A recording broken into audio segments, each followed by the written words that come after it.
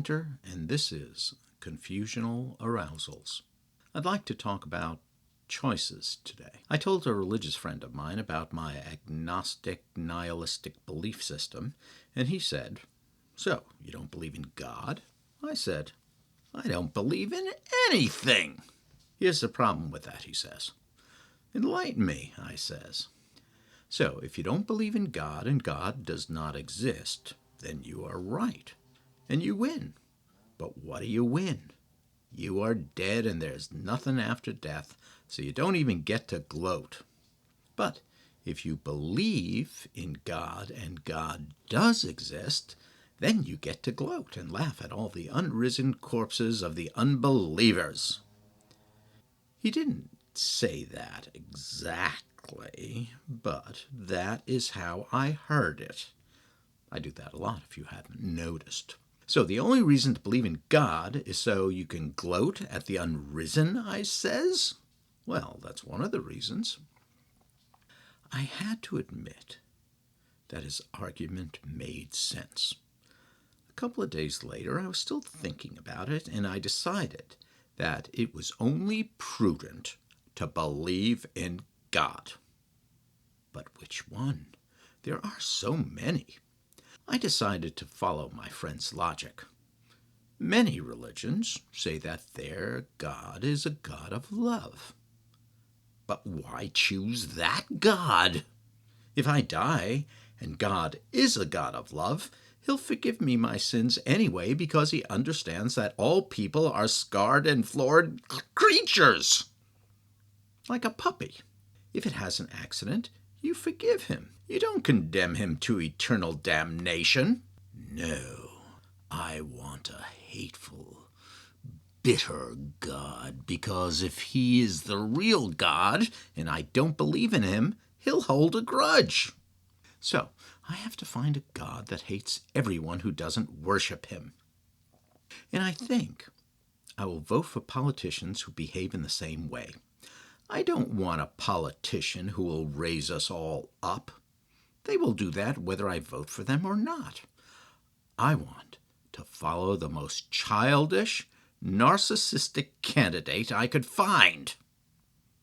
Now, obviously, that was sarcasm. Or was it irony?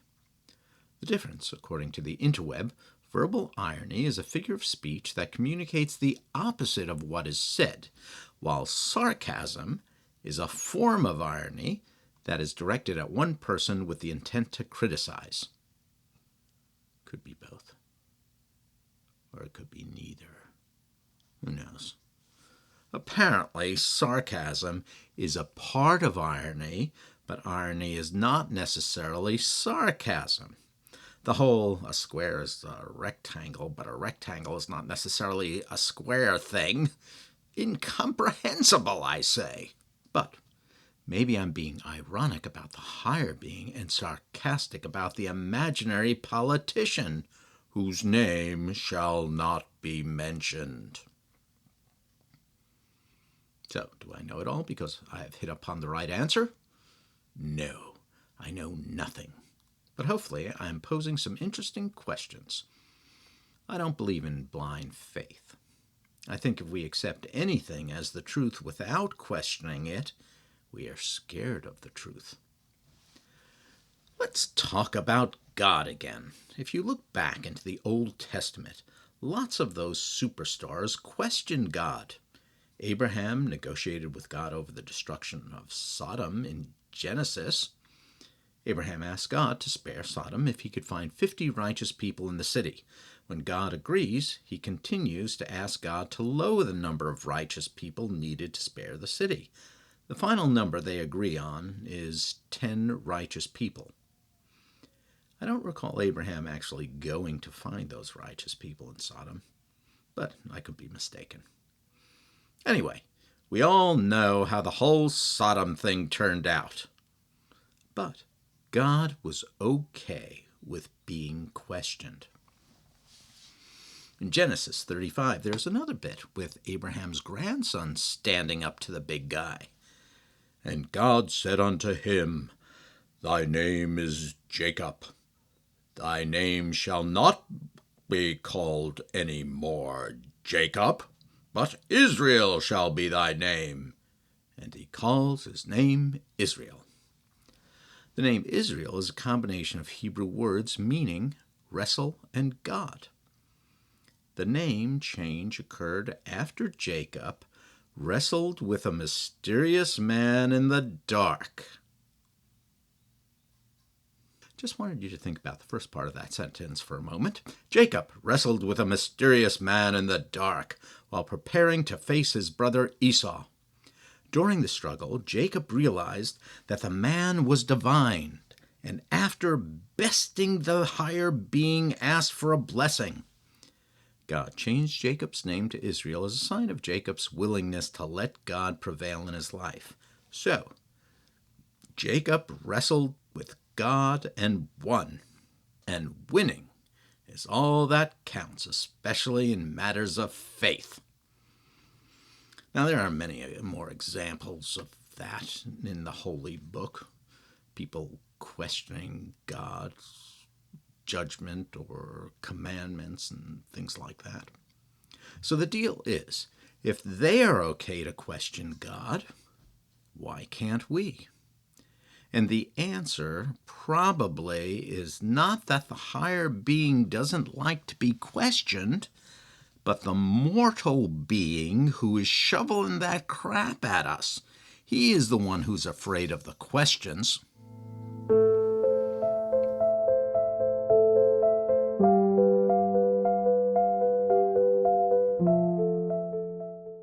In college, I learned about Max Reinhardt and the Salzburg Everyman.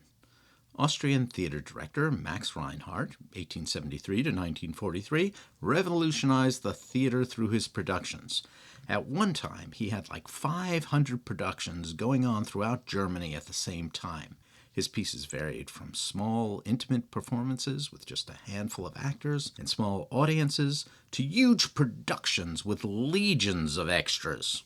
It is reputed that in one of these massive productions, Sally Bowles, who was a real person and not just the main character in the musical Cabaret, had actual sex on stage in front of an audience without the audience or Mr. Reinhardt noticing.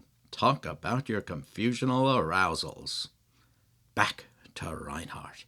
His productions were expressionistic, which contrasted with the naturalism of the theater at his time. Expressionism denotes an artistic style in which the creator seeks to express emotional experience rather than a truthful depiction of the world, by presenting the world solely from a subjective perspective, distorting it for emotional effect.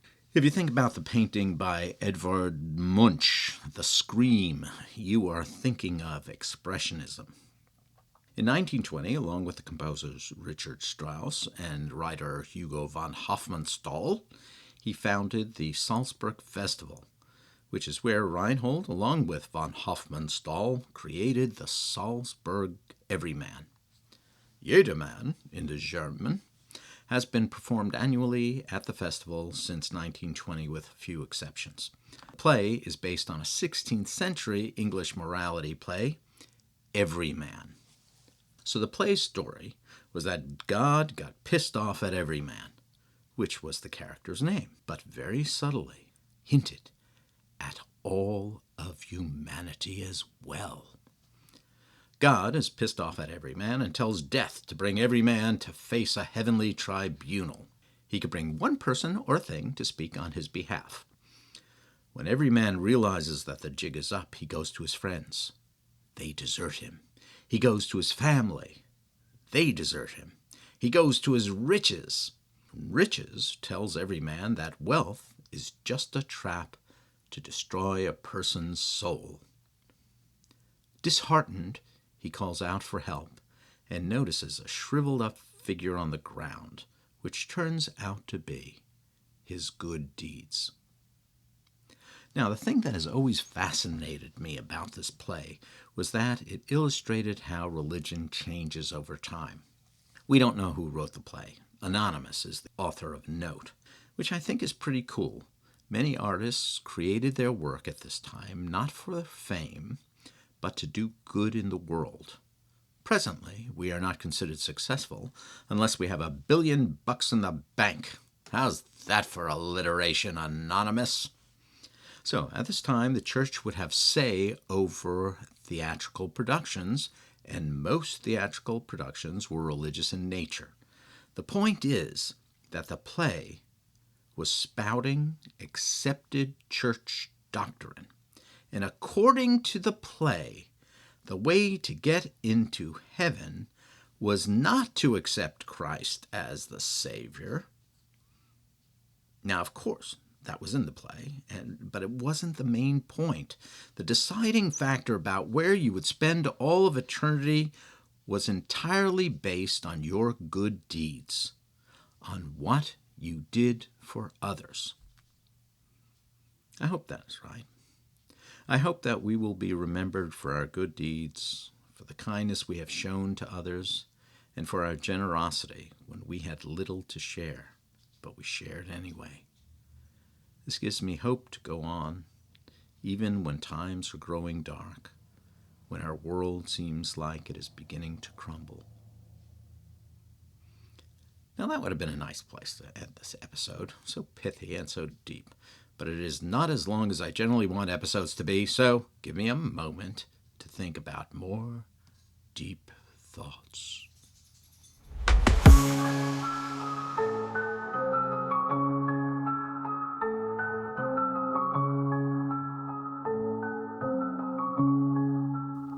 I'm back, and back to Everyman. Other things abandoned him in his need as well. These are a little closer to how he views himself deep down, because they are his personal attributes. Now, in Everyman, personal attributes were the 5 qualities of a person were beauty, strength, discretion, 5 wits, and knowledge. Beauty represents earthly beauty. Strength represents physical strength. Discretion represents every man's ability to make wise choices. 5 wits represents every man's 5 senses. Knowledge represents moral understanding of the difference between good and evil. None of these attributes can accompany every man after he leaves his physical body. Which, if true, makes me wonder about how we would look in heaven. Interesting. Maybe another episode. So these attributes represent the core of every man's physical, human experience. They promise to stay by his side, but eventually abandon him when he is close to death. The play serves as a moral reminder to forego earthly goods and pleasure in favor of redemption. And what is redemption? The action of saving or be saved from sin, error, or evil. How will we be redeemed? By our good deeds, and how people remember us after we are gone.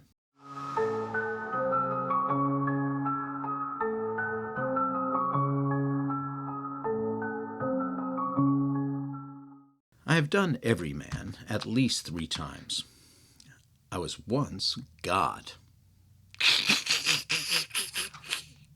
Talk about bad casting. And I directed it twice.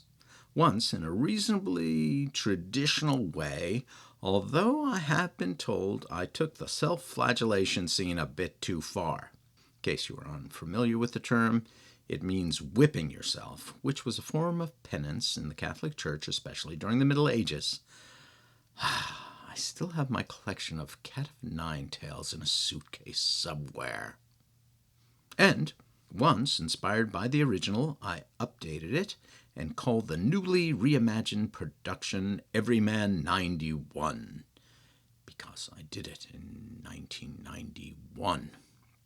The original play remains very important to me, although I don't connect with a lot of the rituals of the Catholic Church. It does speak to me because it demands the viewers to re-examine themselves and the choices they have made. I think we all have to do that re-evaluating stuff every now and then. We begin that process by asking ourselves, what attributes do we hold above all others in our lives? What are we most proud of? And being that this is a personal journey kind of podcast, I have to ask myself that same question. What do I personally hold above all other things? I don't know. Beauty? Please, I'm interesting looking at best. Strength? Nope. I once broke down in tears after being bested by a jar of pickles. Discretion, the ability to make wise decisions. You have heard this podcast. Not much of that here. The 5 wits or senses. I'm pretty average. Although I do like touching things, but I can't talk about that until the civil lawsuit has concluded. Knowledge represents moral understanding of the difference between good and evil. Isn't it obvious from this podcast that I have no moral compass at all? I once kissed the Blarney Stone on a trip to Ireland, so I can talk to people. It is one of my favorite things to do.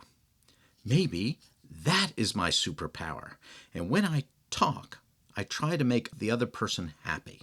This used to annoy my kids because even in a supermarket, I would try to amuse the checkout person. I don't think a conversation in a supermarket will save me. But maybe I'm wrong. Maybe our superpowers are superpowers when they are used in the service of others.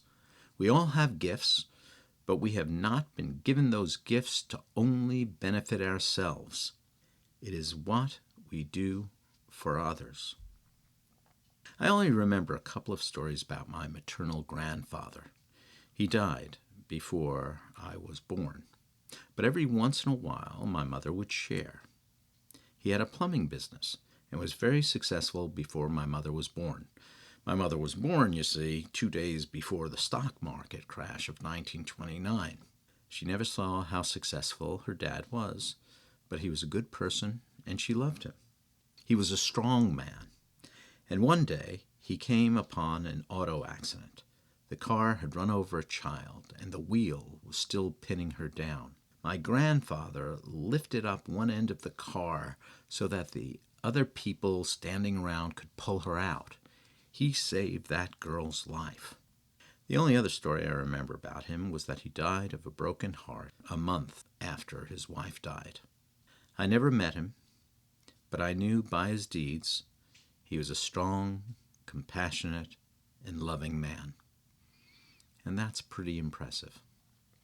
The only story I could recall about my maternal grandmother is that when she was an infant, her mother was nursing her in bed and fell asleep with the baby by her side. She rolled over and was suffocating the infant. Suddenly, she was visited in her dream by a dead aunt who warned her of what was happening. My great-grandmother woke up and saved my grandmother. Cool ghost story, huh? Oh, wait. I have another story about my mom's mom. During the Depression, she could make a killer soup out of 1 potato and 1 onion. I wish I had that recipe. In the Talmud, part of the sacred teachings of Judaism, there is a saying that whoever saves a single life is considered by Scripture to have saved the whole world. While it could refer to physically saving someone, as my grandfather did, it also represents the broader idea of making a positive impact on the world through acts of kindness. So, back to the point. It is how we use the gifts that we have been given that will determine how we will be remembered in this life and the next one. It is the choices that we make which will reveal our destiny. It is not about being the strongest or the wealthiest, but how we use our strength and our wealth to save the world. And we should choose our leaders and our higher beings in the same manner. I am A.F. Winter, and this has been Confusional Arousals. Everyman. Everyman.